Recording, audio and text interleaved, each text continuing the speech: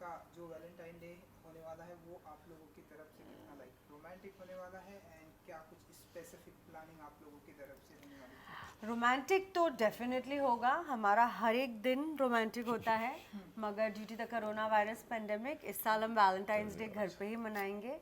और पराग मेरे लिए कुक करने वाले हैं, so we are going to have a little candle light dinner at home.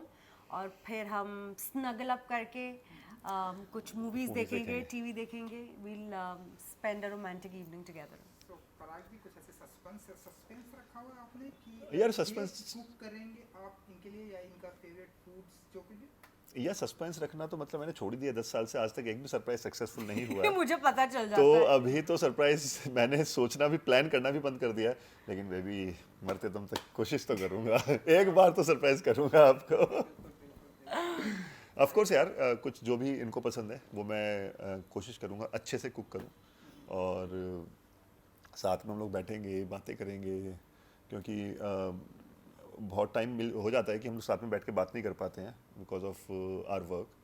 तो उस दिन आराम से पूरा दिन बैठ के बातें करेंगे, मैं उनको निहारूंगा। बिल्कुल बिल्कुल, वो तो आप अभी भी कर रहे हैं। You know today is promise day, so ऐसे कुछ प्रॉमिस डे। मैं पराग से ये प्रॉमिस करती हूँ, मैं उनको कम डांटूंगी। और मैं आपको ये प्रॉमिस करता हूँ कि आपको डांटने का मौका ही नहीं दूंगा। क्या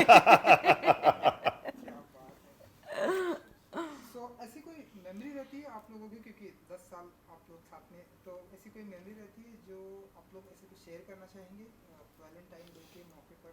बहुत सारी मेमोरीज हैं जो हमारे लिए बहुत स्पेशल है, बट मेरे लिए खास करके एक मेमोरी बहुत ही ज़्यादा स्पेशल है। जब मैं बिग बॉस के घर में थी, मैं इनसे कम्प्लीटली कट ऑफ थी और 3 महीने के ऊपर हो चुके थे।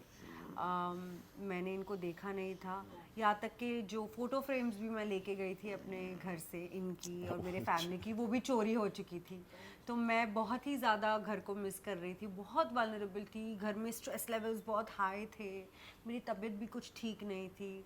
और फिर फैमिली वीक हुआ और पराग घर पे आए और उनको देख के मैं इतनी ज़्यादा खुश हो गई, क्योंकि 10 साल से हम साथ में हैं ज़रूर, मगर ये पहला ऐसा मौका था जब 3 महीने हमने एक दूसरे को देखा देखा तक तक नहीं नहीं था। था। एक दूसरे की आवाज़ तक नहीं सुनी थी।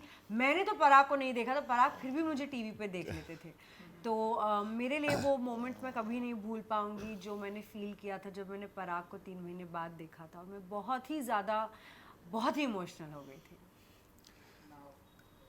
एक्चुअली सेम ही है, बिकॉज हम लोगों ने कभी आज तक एक दूसरे से दूर नहीं रहे हैं। काम के सिलसिले में भी अगर हमें बाहर जाना पड़ता है तो हम लोग सुबह सुबह उठ के सोने से पहले फेस टाइम कर लेते हैं, आज वीडियो कॉल पे बात कर लेते हैं, फ़ोन पे बात कर लेते हैं, आप ठीक हो, सब कुछ है।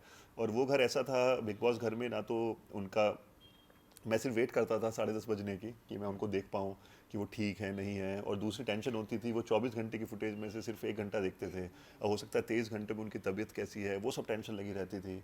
और इनको तो ये भी नहीं पता था कि मैं ठीक हूँ, घर पे सब कुछ ठीक है। आधे से ज़्यादा टेंशन तो उनको यही रहती थी कि यार घर पे सब ठीक तो है, माइंड में चलता रहता है।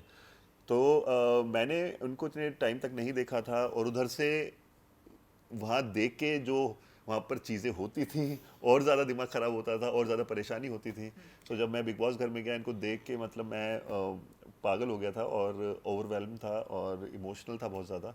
तो वो फीलिंग कभी लाइफ में ना तो डिस्क्राइब कर पाऊँगा। It's very it's very difficult to difficult to describe. Describe वो जो फीलिंग थी। और दूसरा और है जो हमारा बहुत फेवरेट पल है मेरे लिए, हम लोग अपनी एनिवर्सरी पे पेरिस गए हुए थे, first wedding first wedding anniversary. Anniversary. तो वहाँ पर आईफिल टावर के नीचे उस दिन उस इवनिंग में एक्चुअली उन्होंने एक प्लान किया था, पिकनिक प्लान किया था। सो वहाँ पे इन्होंने बोला, मैं एक्चुअली इन्होंने बोला कि आप जाओ ना, कुछ आप घूमो फिरो। वहाँ बास्केटबॉल खेल रहे थे कुछ लोग, इन्होंने बोला आप बास्केटबॉल पसंद है, आप जाके खेलो। मैं वहाँ से वापस आया और थोड़ी देर में तो सब कुछ सेट था वहाँ पे पूरा, नीचे चटाई, चटाई, उसके खाना, ऊपर खाना। बॉटल ऑफ ये सब वाइन, आपने प्लान किया था? उन्होंने, ओह, मैंने प्लान किया था। और आईफिल टावर के नीचे हम लोगों ने बैठ के सेलिब्रेट किया था। पिकनिक बनाई थी, हल्की हल्की बारिश पड़ रही बारिश थी, पड़ तो इट रही वाज थी, वेरी वेरी ब्यूटीफुल। बहुत रोमांटिक था वो, बहुत यादगार है वो पल। वहाँ कुछ प्रॉमिस किया था आपने, आप लोगों ने एक दूसरे को ऐसे? हमने डेफिनेटली वहाँ एक दूसरे को ये प्रॉमिस किया था कि हम मेमोरीज क्रिएट करेंगे करेंगे। और खूब ट्रैवल करेंगे साथ में, दुनिया देखेंगे एक साथ, और अब वो दुनिया के अलग अलग कोने में जाके एक नई नई मेमोरीज बनाएंगे। क्या बात है। एंड आप में से सबसे सबसे ज़्यादा रोमांटिक कौन है, अगर बता सके आप? हाँ वो थोड़ा मैं हूँ पर आप कुछ ज़्यादा ही रोमांटिक है। ऐसे जब ब्यूटीफुल ब्यूटीफुल कमेंट मिलते हैं पराग जी, हाँ सो यार भाई ऐसी बीवी हो तो कौन रोमांटिक नहीं होगा आदमी शायर ना हो तो भी शायर बन जाता है यार वो तो है। अच्छा, फर्स्ट डे, पहली मुलाकात, ऐसे कुछ याद है?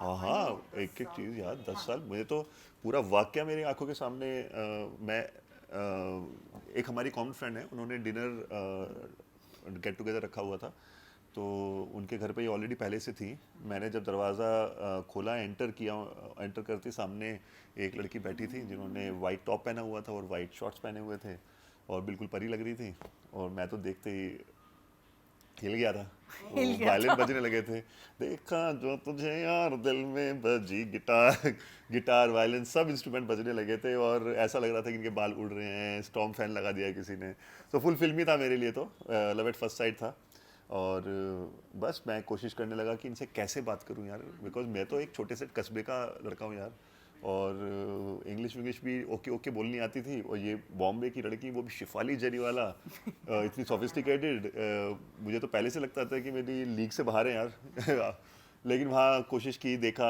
ओवर हियर कर रहा था कन्वर्सेशन मैंने कहा नहीं यहाँ तो इंटेलिजेंट बातें हो रही मेरे कुछ नहीं मतलब तो एक जगह इन्होंने बात करनी शुरू की फिटनेस की मैंने सुनाई दिया फिटनेस ओ मैंने कहा ये तो अपना है मैं कूद गया कन्वर्सेशन में कि दिल मजबूत करके कूद गया वहाँ से हमारी थोड़ी आइस ब्रेक दोस्ती हुई शुरू हुई। हमने बातें करना शुरू किया नंबर फ्रेंड से ले लिया मैंने ओके, हाँ वो तो हो जाता हाँ तो फिर इनको फिर ऐसे कर करके हमारा पर मैंने इनको बहुत तरसाया था वैसे। है। मतलब उस टाइम आपको ऐसी फीलिंग आ गई थी कि ये आपको ऐसे- लड़कियों को हमेशा ना लड़कियों को गॉड गिफ्ट होता है हमको हाँ, वो पता तो चल जाता है कि ये थोड़ा ट्राई मार रहा है और फिर हम नखरे करती हैं वैसे अंदर से अट्रैक्ट तो डेफिनेटली मैं हो गई थी मगर इतने इजीली थोड़ी मैं जाहिर करूँ तो मैंने काफ़ी महीनों तक इनको लटका के रखा फिर हमने डेटिंग शुरू की फिर हम साथ में रहने लगे और फिर शादी नहीं, आपने अभी बताया कि मैंने बहुत तड़पाया इन्हें, तो जी बहुत ज़्यादा तड़पाया मतलब ये आप बताना चाहेंगे?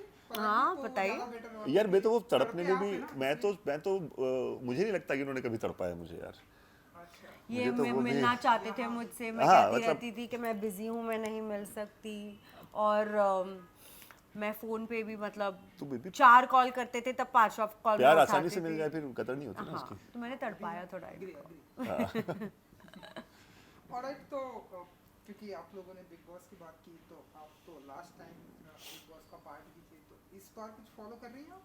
जी मैं देख रही हूँ Bigg Boss first time as an audience और बहुत ही इंटरेस्टिंग मोड पे आ चुका है game and I think finale की ओर जा रहे हैं हम और मेरे फेवरेट है रूबीना और राहुल और बहुत नेक टू नेक हैं दोनों के फैंडम्स भी बहुत स्ट्रॉन्ग है दोनों बहुत अच्छा गेम खेल रहे हैं and I very excited to know who wins this season.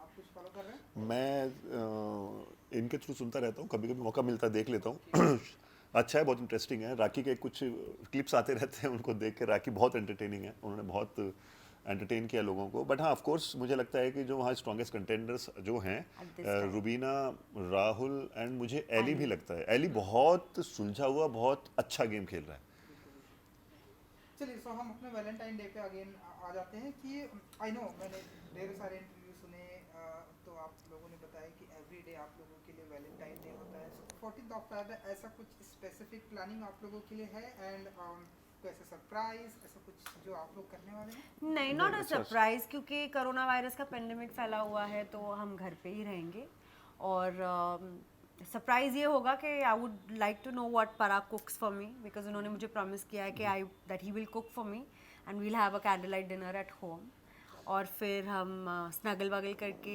Picture Picture देखेंगे देखेंगे। कोई रोमांटिक सी so a nice quiet fun evening at home is what we are planning.